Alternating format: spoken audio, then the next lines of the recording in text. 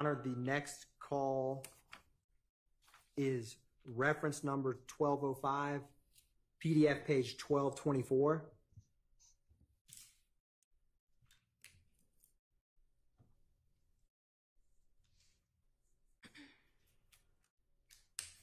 And this is Garlington talking with Mr. Wright, whose street name is W.O.T., where Mr. Garlington and Mr. Watt, like, you've heard reference about 30 deep. It comes up with Mr. Copeland. And so they were 30 deep. Mr. Garlington was 30 deep and then became YSL. But that is who he's speaking with. And the state is. Oh, yeah. Okay. He got a lawyer, right? They say, bro, for to get out of boy, man. Say you gonna get Brian, and the other nigga, he gonna get out of it, like. Man, the shot with the clothes got locked up for it. Nah, they who the one they said they looking for. I just talked to him the other day. Yesterday, 2 days ago. I said the shot on the low, like, oh, hell no. Hell yeah, boy, he keep calling. Hey, D, bro. What the hell going on? I'm like, shit, but I don't know. Hey, damn. He calling you like what's going on? Man, he calling everybody. He just drunk. Yeah, hell yeah. But I ain't did that. Yeah, I knew it. But you know how that shit, you brother nigga gonna have to ride. Nigga know you gonna get through it, but I just know a nigga like, well, nigga ain't did nothing, bro. That little shot can ride, OD? Man, I mean, you don't really never know. They don't have no choice. Every thing, you don't have no choice. Like, yeah. You see what I'm saying? In real life, like, you ain't got no choice. You gotta go however long these folks ride until they let you go. Yeah. I said, them boys gonna be good, but wow, you put my name in that shit. Oh, hell. And Your Honor, we're going to back up just a little bit. We just started a couple seconds before when the context for this portion to start. And for the record, we're going to start at 8 minutes and 35 seconds.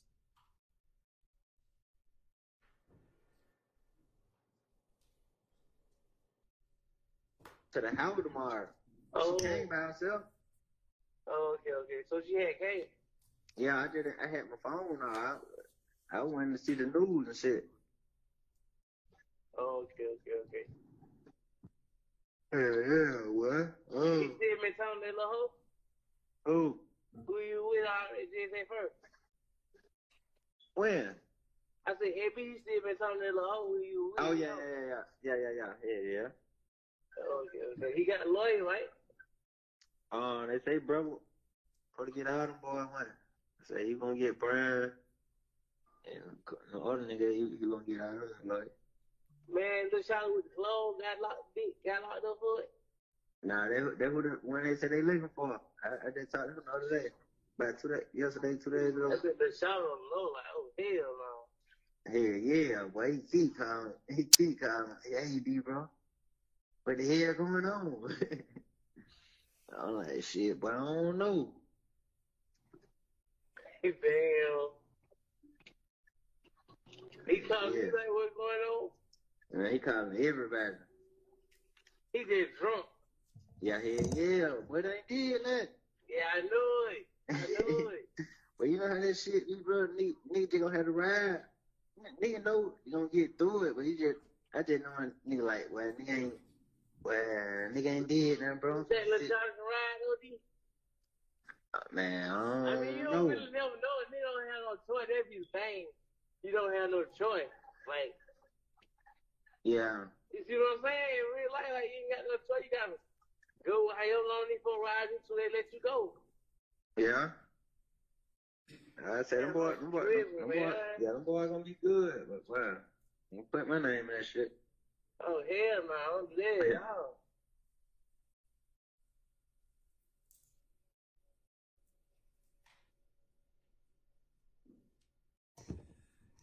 That's the portion, Your Honor. It's the state's theory that when he says bro's going to give all the boys money, he is referring to defendant Williams.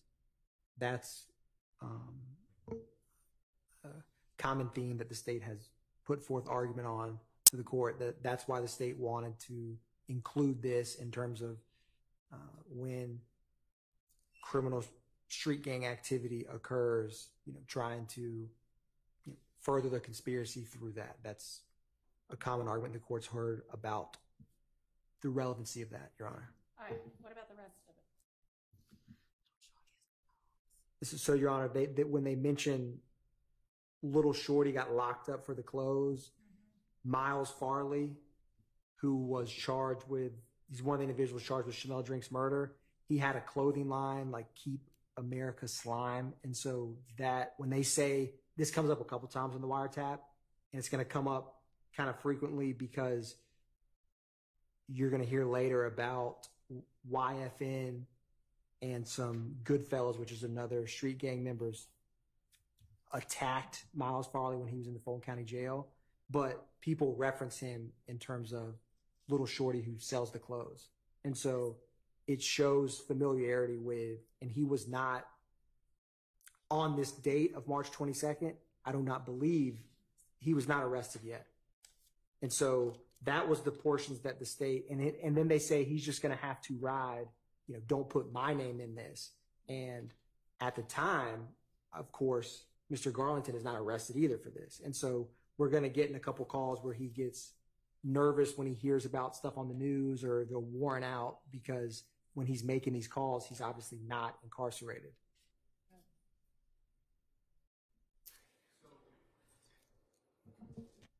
So, in regards to the second part of that call, it is Mr. Garlington giving his retrospective version of events and talking about what Mr. Farley is feeling to, apparently the state believes this is Mr. Wright. I don't know how this kind of, again, idle chatter about what Mr. Farley is going through and everything else, while the state might believe that's relevant, it still has to fall under a hearsay exception. And this sort of chatter is not furthering the conspiracy. And so, I mean, I see the state's argument about relevance, but again, they need that hook to fit through a hearsay exception. Is there some other meaning to when he says he's just going to have to ride? Y'all have a theory as to what that means? Sorry, can't hear. I'm so sorry. Are we just going to have to ride? A theory as to what they mean by that? So the state's theory in this context is essentially he's going to have to ride it out. Like when Farley had not been, he didn't have any criminal history to my knowledge before this happened. And so what ends up happening is when he goes to Fulton County Jail and some of these calls that come up, they try to get protection for him. And so they're basically like, he needs to ride it out, not tell on anyone, not, panic and just stay the course. That's what I believe that they're talking about. All right. That's the state's theory. Okay.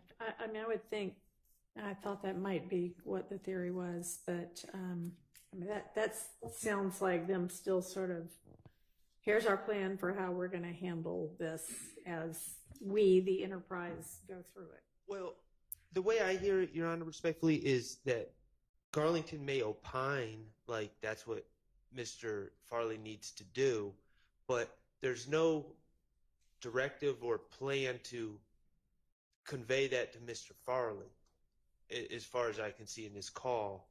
So, I mean, even if it does mean he needs to ride it out, I mean, that anyone can say, oh, someone else just needs to be patient. You need to ride it out. You need to let the criminal justice system run its course. But in, the state, I think, is making a huge jump from that to, oh, he needs to be quiet. And well, right after that, he says, don't put my name in that. Well, and that's to me. So, I mean, That's Mr. Garlington. this may not be that every indicted and unindicted member of the co-conspirator is on, a Zoom call saying, all right, here's how we're going to do this. But everybody doesn't have to know every little thing everybody's doing under the law. So I'm going to admit this under that exception. Your Honor, Yes, sir. I believe I heard a reference to what I think is my name, and I would ask the court to exclude that. Yes. Can y'all redact that out, please?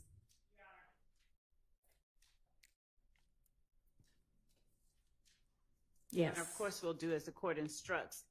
We do have a point at which we believe later on in trial that we would be presenting evidence, and we would ask the court's permission, bring it up to the court as Judge Glanville had instructed us to do so.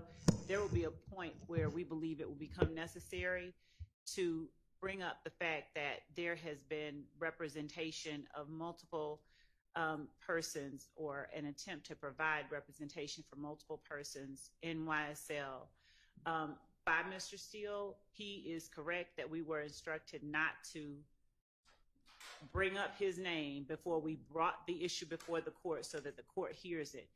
The court may or may not be aware that prior to trial actually starting with this jury, we had a hearing on whether or not Mr. Steele should not be qualified to represent a party in this case.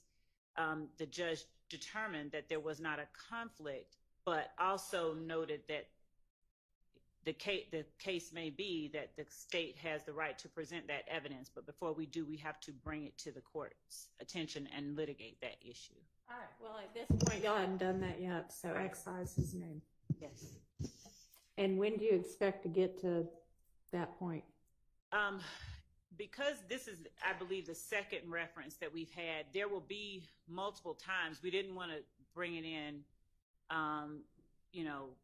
like piecemeal here, piecemeal there. So it would be later on, like at the latter part of the trial, around the time that we present the Drinks murder, that we would be bringing up Mr. Steele's representation.